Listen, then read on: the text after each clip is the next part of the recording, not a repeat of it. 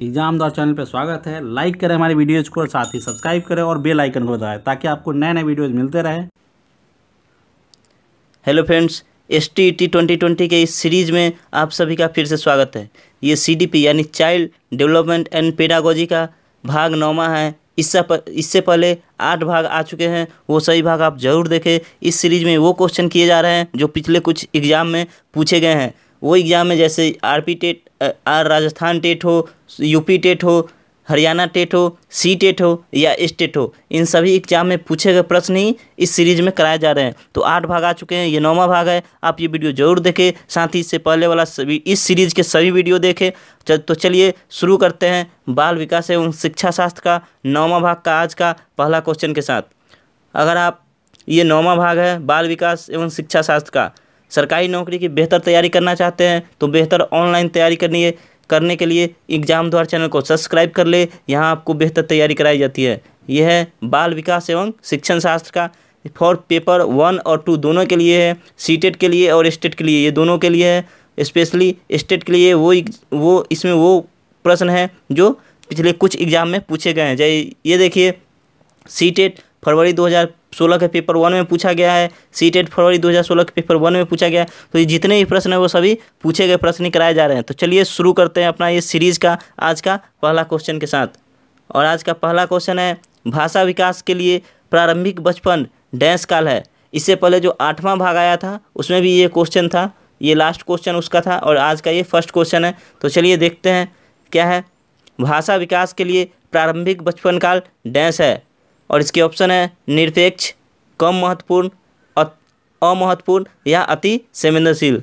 चलिए मैं इस क्वेश्चन को छोड़ देता हूँ, ये क्वेश्चन आप बताइएगा, क्योंकि पिछला 8वें भाग में मैंने ये क्वेश्चन कराया था तो आपको याद है कि नहीं, एक बार टेस्ट भी हो जाए। तो चलिए ये क्वेश्चन आप खुद कमेंट करके हमें बताइएगा कि इसका सही आंसर क्या होगा। ये 131 नंबर क्वेश्चन का मैं आपको बता दूँ कि इससे पहले 8वें भाग के इस सीरीज़ के 8वें भाग में ये लास्ट क्वेश्चन था। तो चलिए अगला क्वेश्चन मैं करता हूँ, इसका आंसर आपको बताना है कमेंट करके। जैसे 131 का कौन सा ऑप्शन सही होगा, A, B, C या D। तो इसमें आपको जो सही होगा वो ऑप्शन लिखना है। तो चलिए अगला देखते हैं। अगला क्वेश्चन है, डैश के विचार से बच्चे सक्रिय ज्ञान निर्माता और उन्हें वैज्ञानिक हैं और नन्हे वैज्ञानिक हैं जो संसार के बारे में अपने सिद्धांतों की रचना करते हैं। किसके विचार से बच्चे सक्रिय ज्ञान निर्माता और नन्हे वैज्ञानिक हैं जो संसार के बारे में अपने सिद्धांत की रचना करते हैं? इसके ऑप्शन है पियाजे, स्किनर, पावलोव या यूंग साहब। तो इसका सही आंसर क्या होगा? सही आंसर होगा ऑप्शन ए, पियाजे। पियाजे के अनुसार बच्चे सक्रिय ज्ञान निर्माता और नन्हे वैज्ञानिक है जो संसार के बारे में अपनी समझ रखते हैं। चलिए देखते हैं अगला क्वेश्चन, क्वेश्चन नंबर 133। विकास की गति एक व्यक्ति से दूसरे में भिन्न होती है किंतु यह एक डैश नमूने का अनुगमन करती है। किस नमूने का अनुगमन करती है? तो इसके ऑप्शन है क्रमबद्ध और व्यवस्थित, एड़ी से चोटी, अव्यवस्थित या अप्रत्याशित। तो इसका सही आंसर क्या होगा? सही आंसर होगा ऑप्शन ए, क्रमबद्ध और व्यवस्थित। विकास की गति एक व्यक्ति से दूसरे व्यक्ति में भिन्न होती है किंतु यह एक क्रमबद्ध और व्यवस्थित नमूने का अनुगमन करती है। चलिए देखते हैं अगला क्वेश्चन। विकास के लिए निम्नलिखित में से कौन सा एक उचित है? क्या उचित है? विकास पृथक होता है, विकास जन्म के साथ प्रारंभ होता है और समाप्त होता है, सामाजिक सांस्कृतिक संदर्भ विकास में एक महत्वपूर्ण भूमिका का निर्वाह करता है, या विकास एक एकल आयामी होता है? एकल आयामी होता है, ये ऑप्शन पहले ही गलत हो गया। विकास पृथक होता है तो ये भी गलत हो जाएगा, ये दोनों गलत हो गया। विकास जन्म के साथ प्रारंभ होता है और समाप्त होता है, विकास गर्भावस्था से समाप्त होता है और मृत्यु के साथ समाप्त हो जाता है, तो ये भी गलत हो जाएगा। तो ऑप्शन नंबर सी सही हो जाएगा। क्या? सामाजिक सांस्कृतिक संदर्भ विकास में एक महत्वपूर्ण भूमिका का निर्वाह करता है, ये हमारा सबसे बेस्ट ऑप्शन है। तो चलिए ये इसका 134 का ऑप्शन सी के साथ चला जाएगा आंसर। अगला क्वेश्चन देखते हैं 135। व्यक्तियों में एक दूसरे से भिन्नता क्यों होती है? तो क्यों होती है? ऑप्शन इसके प्रत्येक व्यक्ति को उसके माता पिता से जीनों का भिन्न समुच्चय प्राप्त होने के कारण, वातावरण के प्रभाव के कारण, जन्मजात विशेषताओं के कारण या वंशानुक्रम और वातावरण के बीच अन्योन्य क्रिया के कारण। तो क्यों होती है एक दूसरे से भिन्नता? तो व्यक्तियों में एक दूसरे से भिन्नता होती है क्योंकि वंशानुक्रम और वातावरण के बीच अन्योन्य क्रिया के कारण। तो ऑप्शन नंबर इसका डी सही हो जाएगा। 135 का ऑप्शन डी सही है। चलिए देखते हैं अगला क्वेश्चन। निम्नलिखित में से कौन सा एक सही मिलान वाला जोड़ा है? कौन सा सही मिलान वाला जोड़ा है देखते हैं। ऑप्शन है पूर्व संक्रियात्मक बच्चा, निगनात्मक विचार, मूर्त संक्रियात्मक बच्चा, संधारण एवं वर्गीकरण करने योग्य, औपचारिक संक्रियात्मक बच्चा, अनुकरण, प्रारंभ, कल्पनात्मक खेल, और डी है शैशवावस्था तर्क का अनुप्रयोग और अनुमान लगाने में सक्षम। तो कौन सा इसका आंसर सही हो जाएगा? इसका आंसर सही होगा ऑप्शन नंबर बी। मूर्त संक्रियात्मक बच्चा संधारण एवं वर्गीकरण करने योग्य हो जाता है। किस अवस्था में? मूर्त संक्रियात्मक अवस्था में जो बच्चा होता है वो संधारण और वर्गीकरण एक दूसरे में भेदभाव करने योग्य हो जाता है। चलिए देखते हैं अगला क्वेश्चन। एक बच्ची कहती है धूप में कपड़े जल्दी सूख जाते हैं। वह डैश की समझ को प्रदर्शित कर रही है। किस समझ को? तो इसके ऑप्शन है विपर्य चिंतन, प्रतीकात्मक विचार, अहम केंद्रित चिंतन या कार्यकरण। तो वह किस विचार को प्रकट कर रही है? तो इसका ऑप्शन डी के साथ चला जाएगा। ऑप्शन नंबर डी कार्यकरण। वह कार्यकरण की समझ को प्रदर्शित कर रही है। चलिए देखते हैं अगला क्वेश्चन। अगला क्वेश्चन 138। पियाजे के अनुसार बच्चों का चिंतन वयस्कों से डैश में भिन्न होता है बजाय डैश के। तो पियाजे के अनुसार बच्चे का चिंतन किस में भिन्न होता है? किस में भिन्न होता है? किसके बजाय? ऑप्शन है आकार और किस्म में, मात्रा और प्रकार में, आकार और मूर्त परकता में, या प्रकार या मात्रा में। तो ऑप्शन नंबर इसका डी सही हो जाएगा, प्रकार और मात्रा में। तो पियाजे के अनुसार बच्चों का चिंतन वयस्कों से प्रकार में भिन्न होता है बजाय मात्रा के। चलिए यहाँ फर्स्ट पे प्रकार आ जाएगा और दूसरे पे मात्रा आ जाएगा। चलिए देखते हैं अगला क्वेश्चन। निम्नलिखित में से कौन सा एक आधारभूत सहायता का उदाहरण है? और इसके ऑप्शन है मूर्त और अमूर्त दोनों प्रकार के उपहार देना, अनुबोधन और संकेत देना तथा नाजुक स्थितियों का प्रश्न पूछना, शिक्षार्थियों को प्रोत्साहित करने वाले भाषण देना, या प्रश्न पूछने को बढ़ावा दिए जाने वाले स्पष्टीकरण देना। तो निम्नलिखित में से कौन सा एक आधारभूत सहायता का उदाहरण है? कौन सा हो सकता है? तो ऑप्शन नंबर इसका बी सही हो जाएगा। क्या? अनुबोधन और संकेत देना तथा नाजुक स्थितियों पर प्रश्न पूछना, जिससे बच्चे की समझ विकसित हो सके। चलिए देखते हैं अगला क्वेश्चन। Question number 140। वाइगोत्स्की के अनुसार बच्चे सीखते हैं। बच्चे किस चीज़ सीखते हैं? वयस्कों और समवयस्कों के साथ परस्पर क्रिया से, जब पुनर्वरण प्रदान किया जाता है, परिपक्व होने से, या अनुकरण से। तो बच्चे किससे सीखते हैं? तो बच्चे वाइगोत्स्की के अनुसार बच्चे सीखते हैं जब, ऑप्शन बी, जब पुनर्वलन प्रदान किया जाता है तब बच्चे सीखते हैं। चलिए मैं आपको बता दूँ कि ये CDP यानी चाइल्ड डेवलपमेंट एंड पेडागोजी का 9वां भाग है। इससे पहले 8 भाग आ चुके हैं, वो सभी वीडियो आप जरूर देखें। इसमें वो प्रश्न कराए जा रहे हैं जो एग्जाम में पूछे गए हैं, तो वीडियो देखें। साथ ही स्टेट के लिए, स्टेट 2020 जो एग्ज़ाम होने वाला 9 से 21 सितंबर, उसके लिए सामाजिक विषय, सामाजिक विज्ञान का भी सीरीज चलाया जा रहा है। उसमें भी 3 भाग हो चुके हैं, तो वो भी आप वीडियो ज़रूर देखें। साथ ही ये वीडियो देखें और वो भी सामाजिक विज्ञान के लिए वो सीरीज भी देखें, वो आपको बहुत हेल्प करेंगे। सामाजिक विज्ञान के जो 100 नंबर का क्वेश्चन होगा, 100 नंबर का पेपर, 100 नंबर के लिए जो पेपर होगा 100 प्रश्न का, उसमें आपको वो बहुत हेल्प करेंगे। तो चलिए देखते हैं आज का अगला ये क्वेश्चन। अगला क्वेश्चन है कोहलबर्ग ने प्रस्तुत किए हैं। कौन सा सिद्धांत कोहलबर्ग का है? तो इसके ऑप्शन है नैतिक विकास के चरण, संज्ञानात्मक विकास के चरण, शारीरिक विकास के चरण, या संवेगात्मक विकास के चरण। तो कोहलबर्ग ने कौन से चरण प्रस्तुत किए हैं? तो नैतिक विकास के सिद्धांत का चरण ये किनका है? कोहलबर्ग साहब का है। तो कोहलबर्ग ने नैतिक विकास के चरण का सिद्धांत दिया था। चलिए देखते हैं अगला क्वेश्चन। पियाजे तथा वाइगोत्स्की के अनुसार एक रचनात्मक कक्ष में अधिगम किसके द्वारा होता है? तो उद्दीपन और अनुक्रिया के जोर से होता है। शिक्षक द्वारा पुनर्वलन किया जाना है, इस कारण होता है। शिक्षार्थियों द्वारा स्वयं सृजित किया जाता है, जो एक सक्रिय भूमिका निभाते हैं, या शिक्षक द्वारा लिखवाया जाता है तथा शिक्षार्थी निष्क्रिय प्राप्तकर्ता होते हैं। तो क्या सही होगा? तो पियाजे तथा वाइगोस्की के अनुसार एक रचनात्मक कक्षा कक्ष में अधिगम शिक्षार्थियों द्वारा स्वयं सृजित किया जाता है। किसमें? एक रचनात्मक कक्षा कक्ष में शिक्षार्थियों द्वारा स्वयं सृजित किया जाता है, जो एक सक्रिय भूमिका निभाते हैं। जब यहाँ रचनात्मक की बात हो गई तो स्वयं सृजित किया जाएगा, तो एक सक्रिय भूमिका निभाते हैं। तो क्या हो जाएगा? ऑप्शन नंबर सी इसका सही हो जाएगा। 142 का ऑप्शन सी सही है। चलिए देखते हैं अगला क्वेश्चन। विकास के बारे में निम्नलिखित में से कौन सा एक कथन सही है?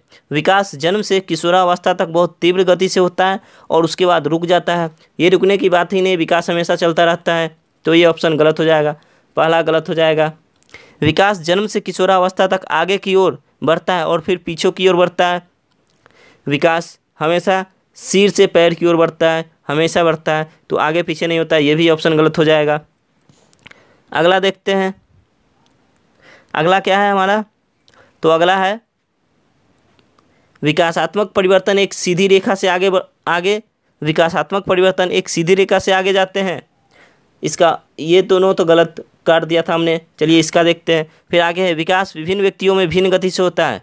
ये भी गलत हो जाएगा, क्योंकि विकास भिन्न व्यक्तियों में भिन्न गति से होता है। भले ही विकास लगातार होता है, लेकिन भिन्न गति से और सब में अलग अलग तरीके से होता है। तो ऑप्शन नंबर डी सही हो जाएगा। अब क्या है? 144 नंबर क्वेश्चन। मध्य बचपन अवधि है। मध्य बचपन अवधि क्या है? तो 6 से 11 वर्ष, 10 वर्ष के बाद, जन्म से 2 वर्ष। जन्म से 2 वर्ष आप जानते हैं शैशवावस्था है। 0 से 2 वर्ष क्या? शैशवावस्था। और 2 से 6 वर्ष, तो क्या होगा? मध्य बचपन अवधि क्या है? तो मध्य बचपन अवधि होगा 6 से 11 वर्ष। 6 से 11 वर्ष होगा मध्य बचपन अवधि। तो ऑप्शन नंबर इसका ए सही होगा। चलिए देखते हैं अगला क्वेश्चन। Question number 145। ये थोड़ा बड़ा क्वेश्चन है। चलिए देखते हैं। किसी वस्तु को आकार देने में वातावरण के घटकों की कोई भूमिका नहीं होती, क्योंकि प्रत्येक व्यक्ति की वृद्धि उसकी आनुवंशिक संरचना से निर्धारित होती है। यह कथन सही है या गलत है, यह हमें बताना है। क्या? कि किसी व्यक्ति को आकार देने में वातावरण के घटकों की कोई भूमिका नहीं होती, क्योंकि प्रत्येक व्यक्ति की वृद्धि उसकी आनुवंशिक संरचना से निर्धारित होती है। ठीक नहीं है। क्यों नहीं है देखते हैं। क्योंकि वातावरण के घटक में किसी व्यक्ति की वृद्धि की ओर विकास में कम योगदान करते हैं। दूसरा है ठीक नहीं है। क्यों? क्योंकि बहुत से शोध यह सिद्ध करते हैं कि विकास में वातावरण का बहुत बड़ा प्रभाव पड़ सकता है। ठीक है। और क्योंकि किसी व्यक्ति की आनुवंशिक संरचना बहुत प्रबल होती है। ठीक है, क्योंकि बहुत से शोध यह सिद्ध करते हैं कि आनुवंशिक पदार्थ की व्यक्ति के विकास की भविष्यवाणी करता है।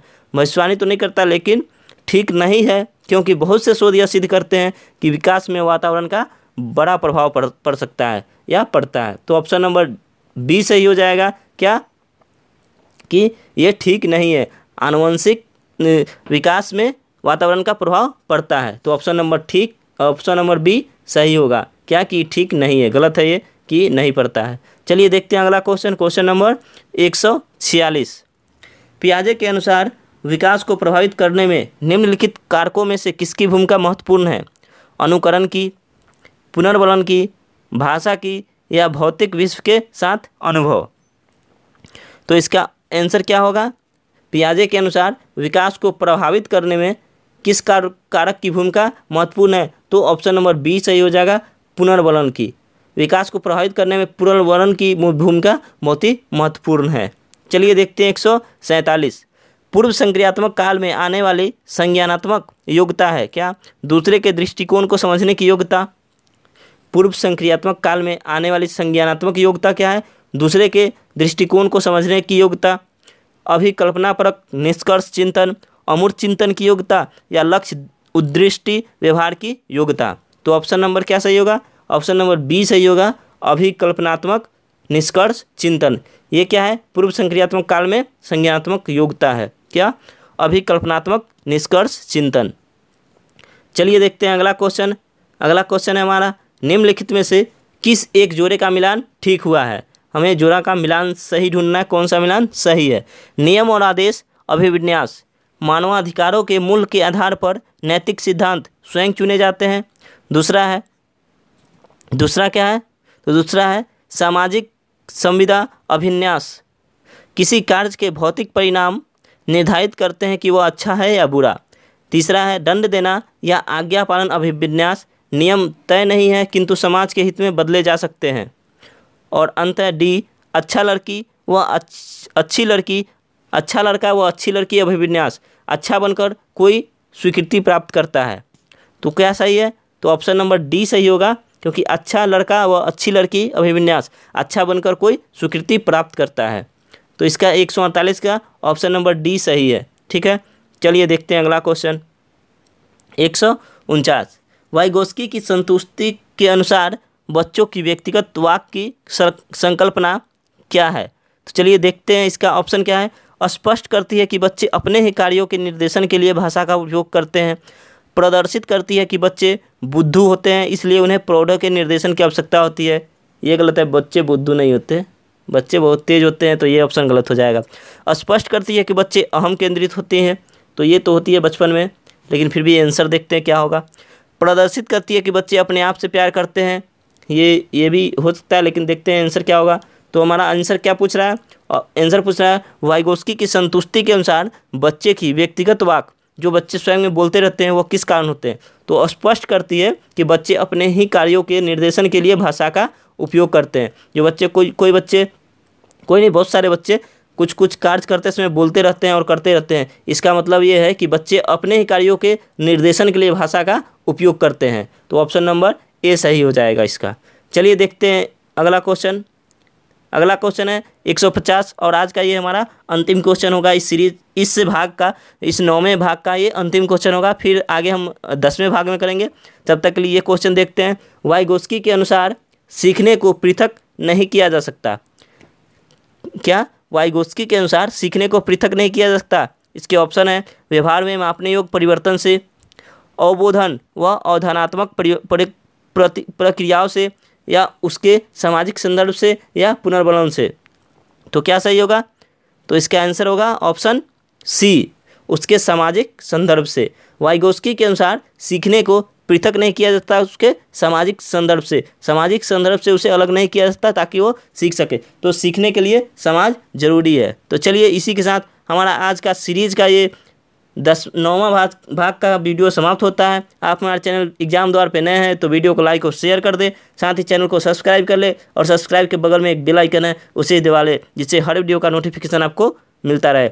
एग्जाम द्वार चैनल पे आपको मैथ, जीके और रीजनिंग के वीडियो मिलेंगे, साथ ही जीके ट्रिक्स,